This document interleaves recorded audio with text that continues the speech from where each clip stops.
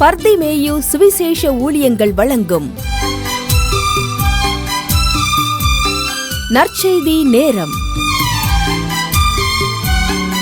தேவ செய்தி pastor R. Augustine. இந்த நாளில் உங்களோடு மறுபடியும் எப்போதும் போல இந்த தொலைக்காட்சி வாயிலாய் தினந்தோறும் உங்களை சந்திக்கவும், ஒருவேளை உங்கள் முகத்தை நான் பார்க்க முடியாட்டாலும் எத்தனையோ பேர் ஆவலோடு பார்க்குறீங்க. ஆண்டவருக்கு நன்றி செலுத்துகிறேன். ஆகாது என்று தள்ளப்பட்ட ஒரு கல்லை தேவன் மூலைக்கு தலைக்கல்லாய் மாற்றி அநேகருடைய கண்களுக்கு ஆச்சரியமாய் வைத்திருப்பதற்காய் ஆண்டவருக்கு நன்றி செலுத்துகிறேன். இந்த நாளிலே உங்களோடு நான் ஒரு காரியத்தை பேச வாஞ்சிக்கிறேன். முந்தா நாள் இரவிலே ஒரு அம்மையார் என்னோடு பேசிக்கொண்டிருந்த போது, என் வாழ்க்கையிலே எல்லாம் முடிந்து விட்டது என்று நான் நினைக்கிறேன். ஏன்னா ஒன்றுமே இல்லையா, எல்லாம் இழந்து நிற்கிறேன். நாளைக்கு காலையில் எந்திரிச்சா என்ன செய்ய போனேன்னு எனக்கு தெரியாது. ஆனால் ஒவ்வொரு நாளும் உங்கள் வார்த்தையை கேட்கும்போது ஒரு நம்பிக்கை வருது. ஆனால் இன்றைக்கி நான் இந்த வார்த்தையை கேட்டுட்டு வந்தேன், நம்பிக்கையோடு தான் இருந்தேன். வீட்டில் வந்து பார்த்தா ஒரு சூழ்நிலை கூட இல்லை. இனிமேல் நான் எப்படி வாழ போகிறேன் அப்படின்னு எனக்கு தெரியாது. ஆண்டவர் அப்படிப்பட்ட நிலையில் இருக்கிற எங்களுக்கு உதவி செய்வாரா என்று கேட்டீங்க. நிச்சயமாக செய்வார். எந்த சூழ்நிலையில் இருந்தாலும் அவர் நம்மை வெறுக்காதவர்.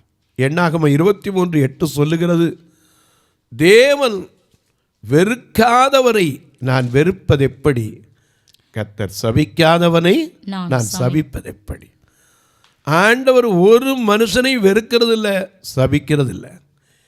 ஏன்னா அவருடைய விருப்பம் நாம் ஆசீர்வாதமாக இருக்கணும். அதனால தான் ஆபிரகாமுக்கும் சொன்னார், நான் உன்னை ஆசீர்வதிக்கவே ஆசீர்வதிப்பேன், உன்னை பெருகவே பெருக பண்ணுவேன் அப்படின்னு தான் சொன்னார். ஒழிய அவர் எல்லாவற்றையும் விட்டு வந்த போதும் தன் சொந்த பந்தங்கள், உறவுகள் எல்லாத்தையும் விட்டு வந்தார்.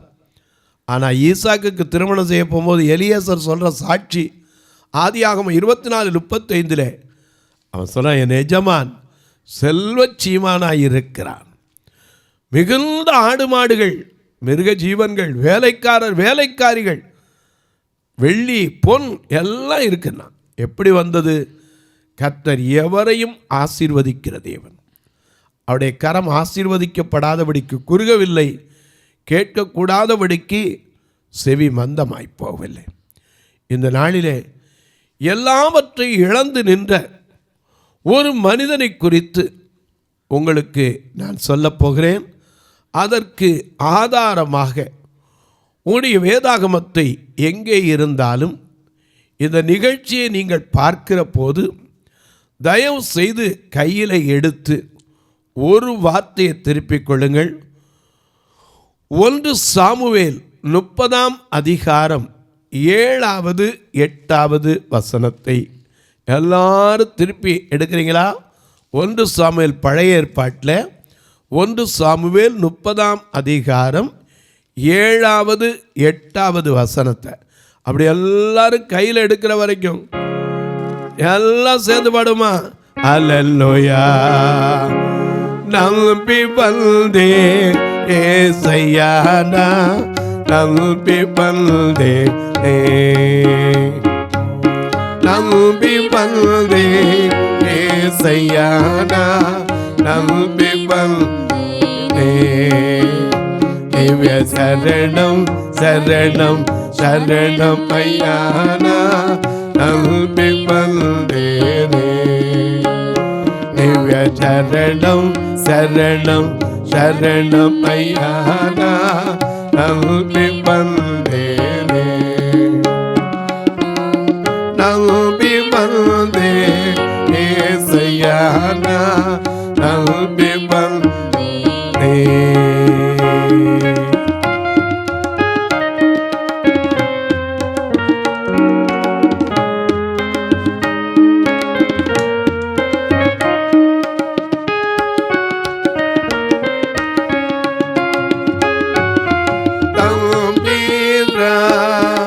ஒருவனே நமக்கு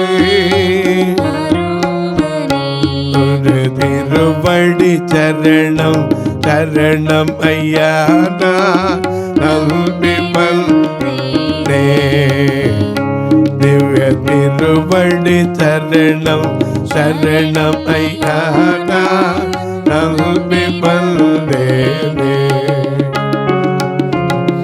நம்பி வந்தே ஏசையா நம்பி வந்தேனே திவ்ய சரணம் சரணம் சரணம் ஐயா நம்பி வந்தேனே.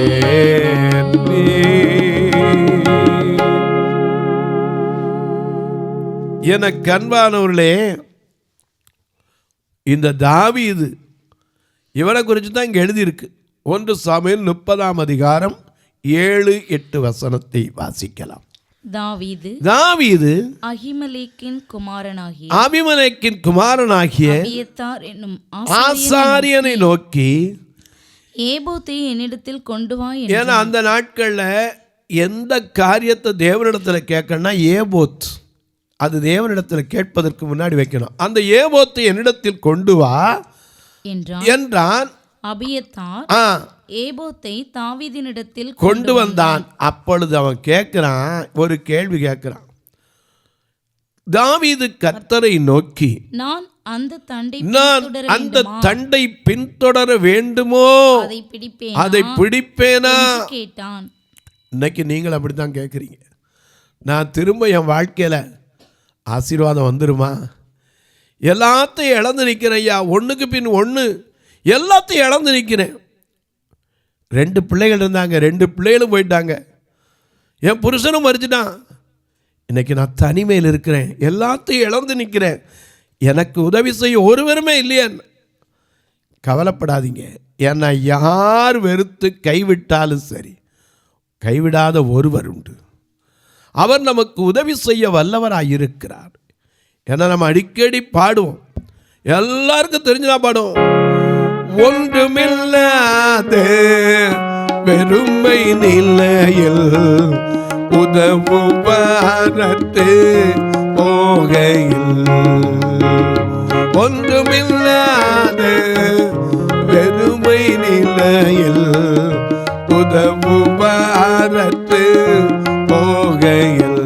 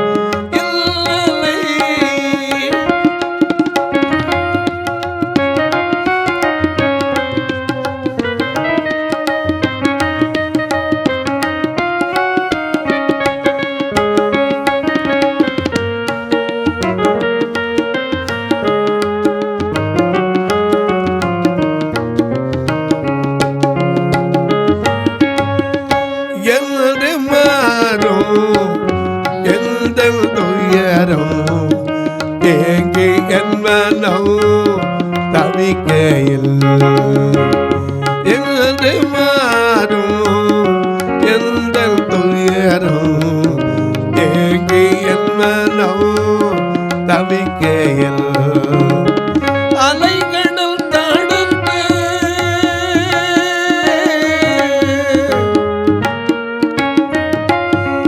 அலைகளும் தடுத்து நடுவழி விழுந்து கடத்திய சென்று கத்தனை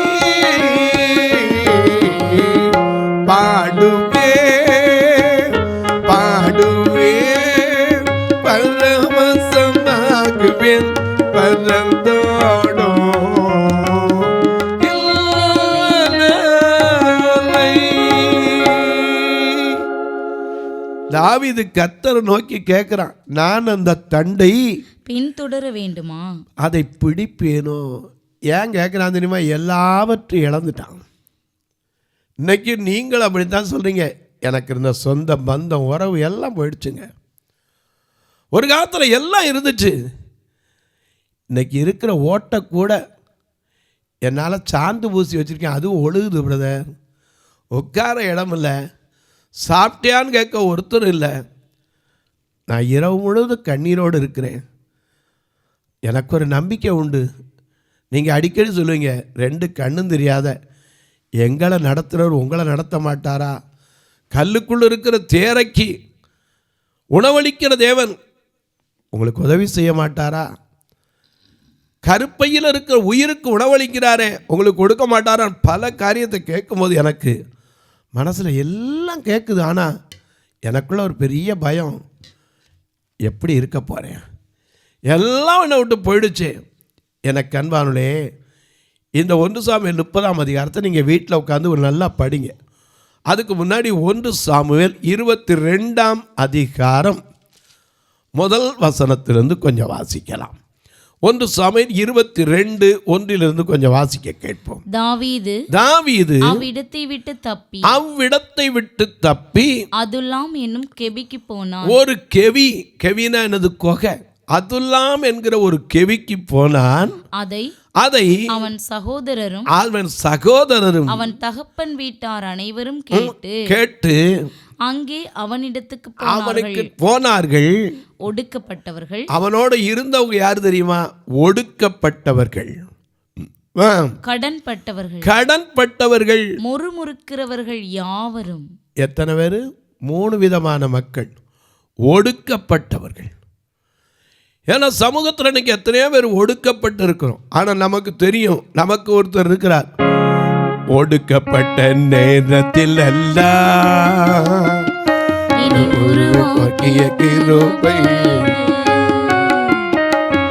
ஒடுக்கப்பட்ட நேரத்தில்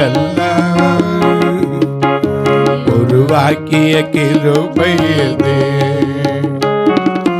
கிருபையே, கிருபையே, கிருபையே, கிருபையே, மாறாத நல்ல கிருபையே, மாறாத நல்ல கிருபையே, உங்க கிருபைதான், உங்க கிருபைதான் என்னை தாங்குகின்றது, உங்க கிருபைதான் என்னை நடத்துகின்றது, உங்க கிருபைதான் என்னை தாங்குகின்றது, உங்க கிருபைதான் என்னை நடத்துகின்றது.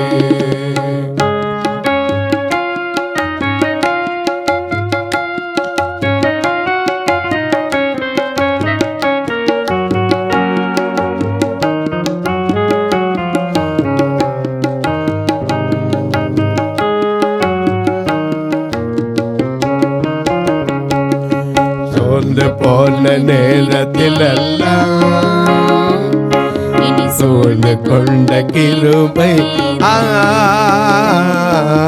சோர்ந்து போன நேரத்தில் எல்லாம் சூழ்ந்து கொண்ட கிருபை,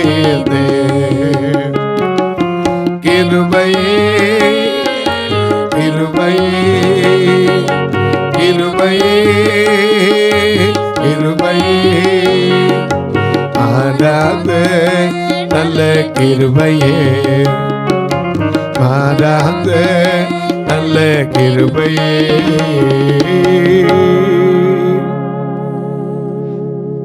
மூணு விதமான மக்கள் தாவீதோடு இருந்தாங்க. இவனை ஏற்கனவே துரத்தப்பட்டு வனாந்தரத்தில் ஓடி போகிறான். ஏன்னா சகுல் அவனை துரத்துனான். அவனே கேட்குறான், ஒரு தெள்ளு பூச்சியை துரத்துற போல என்னை துரத்தலாமா? ஒரு செத்த நாயை தேடியா ராஜா வந்தார்னு அவரே பேசுகிறார். எல்லா அவசரத்தையும் உங்களுக்கு ஏற்கனவே பல முறை பேசியிருக்கிறேன். இவ்வளவு எல்லாத்துக்கும் தப்பி ஓடி வரான். அதை கேள்விப்பட்டு சகோதரர்கள் அவருடைய தகப்பன் குடும்பத்தார் தேடி வராங்க. ஆனால் இங்கே இருக்கிற சூழ்நிலை தெரியுமா? தாவீதோடு இருக்கிற மக்களெல்லாம் 3 விதமான மக்கள். முதலாவது ஒடுக்கப்பட்டவர்கள். அடுத்தாப்புல கடன் பட்டவர்கள். இன்னைக்கு எத்தனை பேர் கடன் பட்டு நிம்மதியாக இருக்கீங்க? நிறைய பேருடைய ஜெபம் எதுக்கு? கடன் கடன் கடன். ஏன்னா வேதம் சொல்லுது, கடன் மனிதனுக்கு கலங்கப்படுகிறது. ஐஸ்வர்யவான் தரித்திரனை ஆள்கிறான், கடன் வாங்கியவன் கொடுத்தவனுக்கு அடிமை என்று நீதிபதிகளில் வாசிக்கிறோம். எனக்கு கண்மணி, கடன் பட்டவன் நிம்மதியாக இருக்க முடியுமா? எங்கே வேணாலும் ஓடலாம், அந்த கடன் கூட தான் வரும். ஒடுக்கப்பட்டவர்கள், கடன் பட்டவர்கள், அது மட்டுமல்ல எப்போது எதை எடுத்தாலும் முறுமுறுக்கிறவங்க. இந்த முறுமுறுப்பு அதிகமாக இஸ்ரவேல் மக்கள்கிட்டையும் பார்க்கிறோம். இப்படிப்பட்ட ஒரு கூட்டத்திற்கு இவன் தலைவனாக இருக்கிறான். வாசிங்க, முறுமுறோடு சேர்ந்து கொண்டாங்க. அவன் என்ன பண்ணா? அவன் அவர்களுக்கு தலைவனானான். இந்த பிரகாரமாக இவ்வளவுக்கு யாரு? தாவீதுங்க. ஒரு காலத்தில் எல்லாராலும் வெறுக்கப்பட்டு ஒரு கோலியாத்து முன்னாடி நின்று வெற்றி பெற்று எல்லாரும் பாடினாங்க. சகுல் கொன்றது 1000, தாவீது கொன்றது 10,000. இப்படி எல்லாம் பாட கேட்டு சகுல் பொறாமை கொண்டு காய்மகாரமாய் கொண்டு அவனை துரத்தி நாம கூட பாடுறோம்ல, இந்த தெள்ளு பூச்சிக்கு நல்ல வாழ்க்கையை தந்தீரே, இந்த நல்லவன் ஆக்கி அல்லையில் வைத்து கொண்டீரே, இந்த தெள்ளு பூச்சிக்கு நல்ல வாழ்க்கையை தந்தீரே, என்னை நல்லவனாக்கி அல்லையில் வைத்து கொண்டீரே. உள்ளமெல்லாம் உருகுதையா, உள்ளமெல்லாம் உருகுதையா, முந்தல் நன்மை நினைக்கையிலே, உள்ளமெல்லாம் உருகுதையா, முந்தல் நன்மை நினைக்கையிலே, தன்னால கண்ண கலங்குது, கத்தாம உம்மை துதிக்குது, கண்ணால கண்ணு கலங்குது, கத்தாம உம்மை துதிக்குது. இந்த தள்ளு பூச்சிக்கு நல்ல வாழ்க்கையை தந்தீரே, என்னை நல்லவனாக்கி அல்லையில் கொண்டீரே, இந்த தெள்ளு பூச்சிக்கு நல்ல வாழ்க்கை தந்தீரே, என்னை நல்லவனாக்கி அல்லையில் வைத்து கொண்டீரே. இப்படி ஓடி ஓடி ஓடி எங்கே போனாலும் விடலை. அப்படி ஓடி விரட்டினதில் தப்பி வந்து ஒரு கெவிக்கு வந்தான். இந்த கெவிக்கு வரும்போது கூட இருக்கிறவங்க யாரு? ஒடுக்கப்பட்டவங்க, கடன் பட்டவங்க, முறுமுறுக்கிறவர்கள் யாவரும் அவனோட கூடிக்கொண்டார்கள். அவன் அவர்களுக்கு தலைவனானான். என கண்வார்களே, இப்படி தலைவனான போது இவங்களெல்லாம் கூட்டிட்டு போய் சிக்லாகு என்ற ஒரு பட்டணத்தில் குடியேறினான். வாசிங்க பார்ப்போம். 1 சாமுவேல் 30ஆம் அதிகாரம் முதல் வசனத்திலிருந்து வாசிங்க. தாவீது அவன் மனுஷரும் 3ஆம் நாளிலே சிக்லாகுக்கு வந்து சேருகிறதற்குள்ளே. நல்லா பாருங்க, இங்க சிக்லாகு என்பது ஒரு பட்டணம். இந்த சிக்லாகுக்கு வந்து சேர்றதுக்குள்ள அமலேக்கியர் தென்புறத்து சீமையிலிருந்து வந்து சிக்லாகின் மேலும் வீழ்ந்து சிக்லாகை கொள்ளையிட்டு அதை அக்கினியால் சுட்டெரித்து அதில் இருந்த ஸ்திரீகளாகிய சிறியவர்களையும் பெரியவர்களையும் சிறைப்பிடித்து ஒருவரையும் கொன்று போடாமல் அவர்களை பிடித்து கொண்டு தங்கள் வழியே போய்விட்டார்கள். இன்னைக்கு அநேக நேரங்களில் நம்ம வீட்டுக்கு வரும்போது ஒண்ணுமில்லாம இருந்தா எப்படி இருக்கும்? போயிட்டு வர்றதுக்குள்ள எல்லாம் முடிஞ்சு போச்சுங்க. இன்னைக்கு நீங்கள் சொல்கிறீங்க இத்தனை வருஷம் வாழ்ந்தாலும் ஒன்றா போச்சு. ஒரே நாளில் யோபுடைய வாழ்க்கையில் எல்லாம் ஒரே நாளில் தான் போச்சு. ஒருத்தன் வந்து சொல்லி முடிக்கும்னாலும் இன்னொருத்தன் வந்தான், இன்னொருத்தன் வந்து சொல்லி முடிக்கும்னாலும் இன்னொருத்தன் வந்தான், இன்னொருத்தன் வந்து இப்படி வரிசையாக சொல்லி முடிக்கிறான். மிருக ஜீவன்கள் போச்சு, ஆடு மாடு போச்சு, ஒட்டகம் போச்சு. அது மட்டும் இல்லை, 10 பிள்ளைகளும் போயிட்டாங்க. இன்னைக்கு யோபுடைய உபத்திரமும் அவங்களுக்கு வந்துருச்சு. அநேக நேரங்களில் கேட்குறீங்க, எனக்கும் ஒரு வாழ்க்கை உண்டா? உன்னை என்னையும் வாழ வைப்பதற்கு தான். எங்களை வாழ வைக்க பெண்களை சர்ப்பமானே, எங்களை வாழ வைக்க பெண்களை சர்ப்பமானே, நோக்கி பார்த்ததின்னா நோக்கி பார்த்ததின்னா பிழைத்து கொள்ளும் ஐயா, ஒப்பு கொடுத்தீரையா உண்மையே எனக்காக, உலகில் ரட்சகரே உன்னத பலியாக. மகிமை மகிமை மாடிமை மாறா என் நேசருக்கே, மகிமை மகிமை மாட்சிமை மாறா என் நேசருக்கே. ஒப்பு கொடுத்தார். எதுக்கு? தன்னையே நமக்காக. அவர் கைவிட்டுவாரா? ஒண்ணும் இல்லைங்க, எல்லாம் இழந்து நிற்கிறான் ஒரே நாள்ல.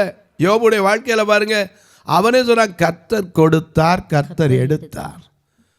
இன்னைக்கு இழந்து போகும்போது நாம் நினைக்கிறோம், எப்படி போச்சு, ஐயோ போச்சே. கொடுக்கிறது யாரு? அவர் தான். எடுக்கிறது யாரு? அவர் தான். அவர் மேலே பாரத்தை வச்சு காத்துருங்க. நிச்சயமாக இழந்த சந்தோஷம், அதுக்காக இழந்த புருஷனை தருவாரா? நிச்சயமாக ஒரு நாள் வருகையில் சந்திப்பீங்க. இழந்த பிள்ளைகளை தருவாரா? நிச்சயமாக. இயேசுவின் வருகை உண்டுன்னு சொன்னால் நீங்களும் நானும் நம்புகிறோம்னா ஒரு நாள் நித்திரை அடைந்திருந்த எல்லாரையும் சந்திப்போம். இயேசு மகாராஜா வருவார், எக்கால சத்தம் தொனிக்கும், கண்ணிமை நேரத்தில் மாறுவோம், விண்ணில யாவரும் சேருவோம், அங்கே தான் சந்திப்போம். ஆனால் இந்த உலகத்தில் தனிமை வாட்டும் போதெல்லாம் ஒரு துணை இருக்கிறார். ஏன்னா இயேசு எல்லாம் தனியாக விட்டுட்டு போனாங்க. யோவான் 16:32 பார்க்கிறோம். அவரே சொன்னார், நீங்கள் எல்லாம் சிதறுண்டு என்னை விட்டு தனியே பிரிந்து போகும் காலம் வந்திருக்கு. அது இப்போவே வந்திருக்குன்னார். எனக்கு அன்பான. ஆனால் அவர் சொன்னார், அதை முடிக்கும் போதே சொல்றார் அந்த வசனத்துல, இதோ நீங்கள் சிதறுண்டு அவனவன் தன் தன் இடத்திற்கு போய் என்னை தனியே விடும் காலம் வரும். அது இப்பொழுது வந்திருக்கிறது. ஆனாலும் நான் தனித்திரேன், என்னுடனே கூட இருக்கிறான். அவர் கைவிடலைன்னா நமக்கு சொல்லியிருக்காரு, நான் உங்களை கைவிட மாட்டேன். யோவான் 14:18 நான் உங்களை திக்கற்றவர்களாக விடவேனார். சோர்ந்து போயிடாதீங்க. அன்றைக்கு தாவீதை போல எல்லாம் இழந்து ஒன்றுமே இல்லாமல் அமர்ந்திருக்கலாம். யோபுவை போல எல்லாவற்றையும் இழந்திருக்கலாம். ஒரு ரூத்தை போல ஒரு பொறுக்கியாக இருக்கலாம். அந்த ரூத்தை ஆசீர்வதித்த கர்த்தர் யோபுவின் முன்னிலைமையை பார்க்கிற பின்னிலைமை ஆசீர்வாதமாக இருந்தது உண்மையானால், தாவீது எல்லாவற்றையும் இழந்தது பெற்றுக்கொண்டது உண்மையானால், உங்கள் வாழ்க்கையிலே தருவார். சோர்ந்து போகாதீங்க. தொலைக்காட்சியில் பார்க்கிற என் அன்பு மக்களே, இந்த நிகழ்ச்சியை நாள்தோறும் பார்க்குறீங்க, கேட்குறீங்க, சந்தோஷப்படுறீங்க. சோர்ந்து போயிடாதீங்க. இதுக்காக ஜெபம் பண்ணுங்க. ஏன் தெரியுமா? எனக்கு இருக்கிற ஒரே நம்பிக்கை ஆண்டவருடைய வார்த்தை தான். இத்தனை வருஷம் இந்த தொலைக்காட்சி வருதுன்னா என் பலத்தில் என்னுடைய முயற்சியில் கிடையாது. தேவனுடைய கிருபையும் நீங்கள் எல்லாம் ஜெபிக்கிற ஜெபங்களும் நீங்கள் கொடுக்கிற ஒத்தாசைகள் தான். கர்த்தர் இன்னும் உங்களை ஆசீர்வதிக்கணும்னு சொல்லி நான் எப்போதும் ஜெபிப்பதுண்டு. எல்லாருடைய பேரை மனசில் இல்லாட்டாலும் கொடுக்கிற எல்லா மக்களையும் நினைப்பேன். சிலெல்லாம் பார்த்தீங்கன்னா, நான் சொல்லக்கூடாது இருந்தாலும் சொல்கிறேன், சில ஆப்டிக்கல்ஸ் தினம் பார்த்தீங்கன்னா 30 ரூபா காலையில் வந்து உட்கார்ந்தோன்னே காணிக்க விடுவாங்க. சிலர்லாம் ஞாயிற்றுக்கிழமையில் கூட பாருங்கள், அங்கே ஆலயத்துக்கு போகிற மாதிரி இங்கே 100, 50 இப்படிலாம் காணிக்க விடுறீங்க. கர்த்தர் உங்களை ஆசீர்வதிக்கட்டும். இன்னும் உங்களுடைய வாழ்க்கையில் எல்லா நன்மைகளையும் தரட்டும். நான் உங்கள் குடும்பத்திற்காக, தொழிலுக்காக, சரீர சுகபலத்திற்காக எப்போதும் ஜெபிப்பேன். நீங்களும் எங்கள் சபைக்காக. ஏன்னா எங்கள் சபையில் 2 கண்ணும் தெரியாத மக்கள், இவர்களும் ரட்சிக்கப்பட வேண்டும். இவ்வளோ ஞாயிற்றுக்கிழமை வந்தால் கூட்டு வர்றதுக்கு மட்டுமே ஒரு வேன் வாடகைக்கு தான் எடுக்கிறோம், 4000 ரூபா. அவங்கள சாப்பிடாமல் அனுப்புறது இல்லை. மதுரையில் வந்து பாருங்கள், ஒரு குடும்பத்துக்கு 4 கிலோ அரிசி கொடுப்போம். ஏன்னா அந்த வாரம் முழுக்க பட்னியாக இருந்துடக்கூடாது, அவங்களும் சாப்பிடணும். ஆண்டவரை தேடி வந்தையா நான் பட்னியாக இருக்கேன்னு சொன்னால் சாட்சியை கெட்டுப்போம். இன்றைக்கு அவங்கள கைவிடாமல் தான் நடத்தி வரார். நீங்களும் இந்த ஊழியத்தை வரலாம், வந்து பார்க்கலாம். கர்த்தர் ஏவினா தாங்கலாம். ஆனால் கட்டாயமல்ல, விசனமாயல்ல. எப்படின்னு கேட்பீங்க? இதில் 2 நம்பர் வந்துக்கிட்டே இருக்கும். ஜிபே வரும், ஃபோன்பே வரும்.